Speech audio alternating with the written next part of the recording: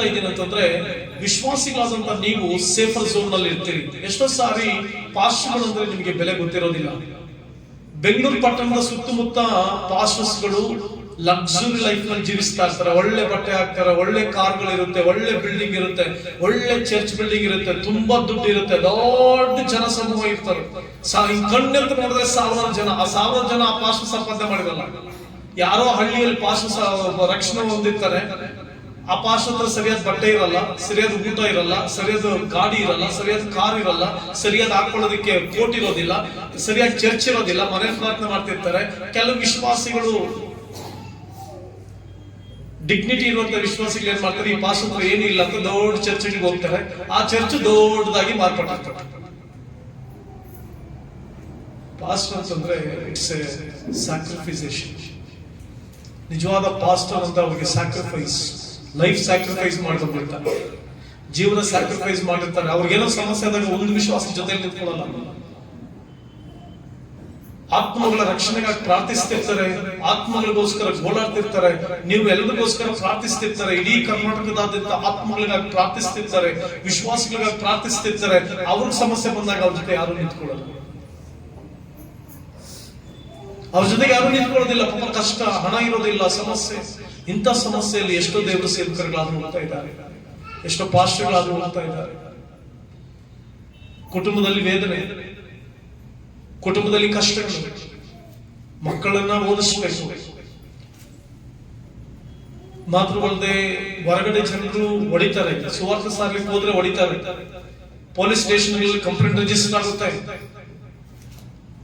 ತನ್ನ ಕುಟುಂಬ ಬಿಟ್ಟು ಎಲ್ಲರನ್ನ ಬಿಟ್ಟು ಅಲ್ದಾಡ್ತಾನೆ, ಕಷ್ಟಪಡ್ತಾನೆ. ಅದು ದೇವರ ಸೇವಕನೇ ಇವತ್ತಿನ ಪರಿಸ್ಥಿತಿ. ಅಷ್ಟು ಕಷ್ಟಪಟ್ಟಿರ್ತಾರೆ, ಹಾಕೊಳ್ಳೋದಕ್ಕೆ ಸರಿಯಾದ ವ್ಯವಸ್ಥೆ ಇರೋದಿಲ್ಲ, ಊಟಕ್ಕೆ ಸರಿಯಾದ ವ್ಯವಸ್ಥೆ ಇರೋದಿಲ್ಲ, ಇಷ್ಟೆಲ್ಲ ಶ್ರಮೆ ಪಡ್ತಾ ಇರ್ತಾರೆ.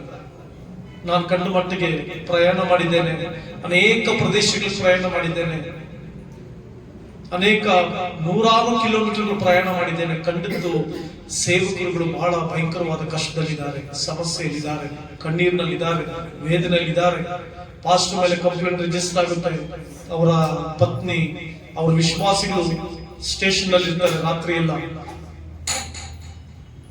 ಆ ರಾತ್ರಿ ನನ್ನ ಹೃದಯ ಬಹಳ ವೇದನೆಗೊಳ್ಳುತ್ತದೆ. ನಾನು ಪ್ರಯಾಣ ಮಾಡಿ ಹೋಗಿದ್ದೆ. ನಾನು ಅಲ್ಲಿಗೆ ಸಿರ್ಸಿ ಅನ್ನುವಂತ ಪಟ್ಟಣಕ್ಕೆ ನಾನು ಹೋಗಿದ್ದೆ. ನಾನು ಮಂಗಳವಾರ, ನಾನು ಬುಧವಾರ ಬೆಳಿಗ್ಗೆನೆ, ಅವತ್ತು ಬೆಳಿಗ್ಗೆ ಮಂಗಳವಾರ ಬೆಳಿಗ್ಗೆ ಪ್ರಯಾಣ ಮಾಡಿದೆ. ರಾತ್ರಿ ಎಲ್ಲ ಕೆಲಸ ಮುಗಿಸಿ ತಿರುಗಿ ಮತ್ತೆ ಪ್ರಯಾಣ ಮಾಡ್ಕೊಂಡು ನಾನು ಯಾಕೆ ಹೇಳ್ತಾ ಇದ್ದೀನಿ ಅಂತಂದ್ರೆ, ವಾಕ್ಯ ಕೇಳಿಸ್ಕೊಳ್ತೀರಿ ಭಾನುವಾರ ಬಂದು, ಬಟ್ ನಮ್ಮ ಹಿಂದೆಗಡೆ ಎಷ್ಟೋ ತ್ಯಾಗ ಇರುತ್ತೆ, ನಮ್ಮ ಹಿಂದೆಗಡೆ ಎಷ್ಟೋ ನೋವುಗಳಿರುತ್ತೆ, ನಮ್ಮ ಹಿಂದೆಗಡೆ ಎಷ್ಟು ಜನರಿಂದ ನಾವು ಅವಮಾನ ಅನುಭವಿಸ್ತಾ ಇರ್ತೀವಿ, ಎಷ್ಟು ಫೈಟ್ಗಳನ್ನ ನಾವು ಎದುರಿಸಿ ದೇವರ ಸೇವೆ ಮಾಡ್ಬೇಕಾಗುತ್ತೆ ಅಂತ. ನೀನಾದ್ರೂ ನೀನು, ನಿನ್ ಕುಟುಂಬ ಅಷ್ಟೇ. ಎಷ್ಟೋ ವಿಶ್ವಾಸಗಳು ದೇವರನ್ನ ಬಿಟ್ಟು ಹೋಗ್ಬಿಡ್ತಾರೆ. ಅವಾಗ ದೇವ್ರ ಚರ್ಚಲ್ಲಿ ಇದ್ಕೊಂಡೇ ವಿಗ್ರಹಾರಾಧನೆ ಮಾಡ್ತಿರ್ತಾರೆ. ಚರ್ಚಲ್ಲಿ ಜನರ ಭಯ ಪಡ್ಕೊಂಡು, ಪ್ರಪಂಚದಲ್ಲಿ ಜನರ ಭಯ ಪಡ್ಕೊಂಡು ಪೂಜೆ ಪುರಸ್ಕಾರಗಳು ಮಾಡ್ಬಿಡ್ತಾರೆ. ಅವಾಗ ಪಾಸ್ಟ್ರಿಗೆ ಎಷ್ಟು ನೋವಾಗುತ್ತೆ ಗೊತ್ತಾ? ಅಯ್ಯೋ, ದೇವ್ರು ನಮ್ಮ ಬೆಲೆ ತಾಳಲ್ಲ ಅಂತ ನೋವುಗಳನ್ನ ಹಾಕ್ತಾರೆ. ಆದುದರಿಂದ ವಿಶ್ವಾಸಿಗಳಾದಂತ ನೀವುಗಳು ಧೈರ್ಯದಿಂದ ಇರಬೇಕು. ವಾಕ್ಯದಲ್ಲಿ ಧೈರ್ಯ, ದೇವರಲ್ಲಿ ಧೈರ್ಯವಾಗಿ ನೀವು ಜೀವಿಸಬೇಕು. ಆಮೇಲೆ ಹೌದು ಪ್ರಿಯ ದೇವರ ಮಕ್ಕಳೇ, ಇನ್ನೊಂದು ನಿಮ್ಗೆ ಯಾಕೆ ಹೇಳ್ತಿದ್ದೀನಿ ಅಂತಂದ್ರೆ, ನೀವು ಬಂದು ಚೆನ್ನಾಗಿ ವಾಕ್ಯ ಕೇಳಿಸ್ಕೊಳ್ತಾ ಇದ್ದಾರೆ. ಎಷ್ಟೋ ಜನ ವಾಕ್ಯ ಕೇಳಿಸ್ಕೊಳ್ತಾ ಇಲ್ಲ, ಭಯದಲ್ಲಿ ಜೀವಿಸ್ತಾ ಇದ್ದಾರೆ.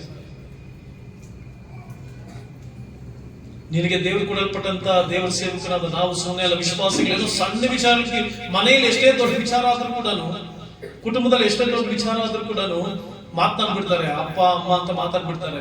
ಪಾಸ್ಟರ್ ಅಲ್ಲಿ ಚರ್ಚಲ್ಲಿ ಪಾಪ ಯಾರೋ ಪಾಸ್ಟರ್ ಏನೋ ಬೈದ್ರು, ಏನೋ ತಿಳುವಳಿಕೆ ಹೇಳಿದ್ರು, ಏನೋ ಮಿಸ್ಟೇಕ್ ಆಯ್ತು, ಸಡನ್ ಆಗಿ ಹೋಗಿ ಮಾಡ್ಕೊಂಡು ಅಷ್ಟೇ. ತುಂಬಾ ಕಡೆ ಆ ರೀತಿ ನಡೀತಾ ಇದೆ. ನಾನು ನೋಡಿದ್ದೇನೆ, ಗಮನಿಸಿದ್ದೇನೆ. ಪ್ರಾರ್ಥನೆ ಮಾಡಿ, ಇಡೀ ಕರ್ನಾಟಕದಲ್ಲಿರುವಂತ ದೇವರ ಸೇವಕರುಗಳಿಗಾಗಿ ಪ್ರಾರ್ಥನೆ ಮಾಡಿ, ಪ್ರಾರ್ಥನೆ ಮಾಡಿ. ದೇವರೇ ಎಲ್ಲಾ ಸೇವಕರುಗಳನ್ನ ಮುಟ್ಟಪ್ಪ, ಅವ್ರಿಗೆ ಸಹಾಯ ಮಾಡಪ್ಪ, ಅವ್ರನ್ನ ಧೈರ್ಯಪಡಿಸಪ್ಪ. ಎಷ್ಟೋ ಸೇವಕರು ಸೇವೆ ಬಿಟ್ಬಿಡ್ತಾ ಇದ್ದಾರೆ. ಕರ್ನಾಟಕದಲ್ಲಿ ಎಷ್ಟೋ ಜನ ಸೇವಕರುಗಳು ಭಯಪಟ್ಟು ಸೇವೆ ಬಿಟ್ಬಿಡ್ತಾ ಇದ್ದಾರೆ. ಯಾಕಂದ್ರೆ ಸಭೆ ಸಪೋರ್ಟ್ ಮಾಡೋದಿಲ್ಲ, ಸರಿಯಾದ ರೀತಿಯಲ್ಲಿ ಸಭೆ ಪೋಷಣೆ ಮಾಡೋದಿಲ್ಲ, ಸಭಾಪಾಲಕರಿಗೆ ಬೇಕಾದಂತ ಸಹಾಯ ಸಿಗೋದಿಲ್ಲ. ಅವು ಪಾಸ್ಟ್ ಏನ್ ಮಾಡ್ತಾನೆ, ಈ ಸೇವೆಗಿಂತ ನಾನು ಹೊರಗಡೆ ಕೆಲಸ ಮಾಡ್ಕೊಂಡು ಇದ್ದು ಬಿಡೋಣ ಅಂತ ಸೇವೆ ಬಿಟ್ಬಿಟ್ಟು ಹೋಗ್ಬಿಡ್ತಾನೆ. ಆದ್ರಿಂದ ಇವತ್ತು ಕರ್ನಾಟಕ ಒಂದು ದೊಡ್ಡ ಜೀವನ ಬರಬೇಕಾಗಿದೆ. ನಿಮ್ಮೆಲ್ಲರ ಪ್ರಾರ್ಥನೆ, ನಿಮ್ಮೆಲ್ಲರ ಸಹಾಯಗಳು ಬಹಳ ಪ್ರಾಮುಖ್ಯ. ಒಬ್ಬ ಸೇವಕರಿಗೆ ಆದುದರಿಂದ ಪ್ರಿಯ ದೇವರ ಮಕ್ಕಳೇ, ನೀವು ಏನಕ್ಕೆ ನಾನು ವಿಚಾರ ಹೇಳಿದೆ ಅಂತಂದ್ರೆ, ಸೇವಕರಿಗಾಗಿ ಪ್ರಾರ್ಥನೆ ಮಾಡಿ. ಸುಮ್ಮನೆ ಏನೋ ಬಂದು ಸೇವೆ ಮಾಡ್ತೀವಿ ಅಂತ ಮಾಡಿದ್ರೆ ಈ ಸೇವೆನಲ್ಲಿ ನಿಲ್ಲಕ್ಕಾಗಲ್ಲ. ಸೇವೆನಲ್ಲಿ ನಾವು ನಿಲ್ಲೋದಕ್ಕೆ ಸಾಧ್ಯನೇ ಇಲ್ಲ, ನಿಲ್ಲಕ್ಕಾಗಲ್ಲ. ಸೇವಕ ಅಂತಂದ್ರೆ ಒಂದು ದೊಡ್ಡ ಜವಾಬ್ದಾರಿಕೆ. ನೀವು ಪ್ರಾರ್ಥನೆ ಮಾಡಿ. ನಿಮಗ್ ಗೊತ್ತಿಲ್ಲ,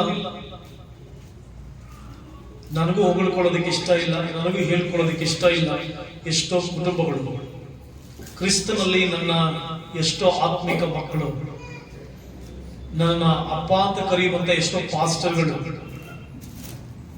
ನಿಮ್ಮಿಂದ ನಮಗೆ ಸಹಾಯ ಸಿಕ್ತು ಅಂತ ಕೇಳುವಂತ ಎಷ್ಟೋ ಹೆಣ್ಣು ಮಕ್ಕಳು, ಇಷ್ಟೋ ಜನರು ಇಡೀ ಕರ್ನಾಟಕ, ಬರೀ ಬೆಂಗಳೂರು ಪಟ್ಟಣ ಮಾತ್ರ ಅಲ್ಲ, ಇಡೀ ಕರ್ನಾಟಕದಲ್ಲಿ ನೊಂದ ಹೃದಯಗಳು ಅನೇಕ, ಸ್ಟೇಷನ್ಸ್ಗಳಲ್ಲಿ ನೊಂದ ಹೃದಯಗಳು ಅನೇಕ, ಅನೇಕ ಜನರಿಗೆ ಕಷ್ಟ, ಸಂಕಟ, ಪರಿಶ್ರಮ. ಇವತ್ತು ದೇವರ ಕೃಪೆಯಿಂದ ಅನೇಕ ದೇವರ ಸೇವಕರು ಸಂತೋಷದಿಂದ ಸೇವೆ ಮಾಡ್ತಿದ್ದಾರೆ, ಆನಂದದಿಂದ ಸೇವೆ ಮಾಡ್ತಿದ್ದಾರೆ.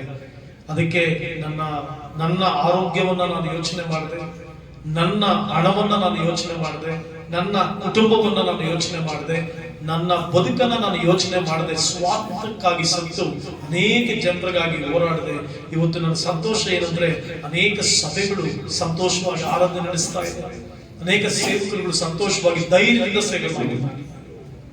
ಸೊ ಇದು ಹೇಳಿದಂತ ಮುಖ್ಯ ಕಾರಣ ಏನಂತಂದ್ರೆ, ನೀವು ಪ್ರಾರ್ಥನೆ ಮಾಡಿ.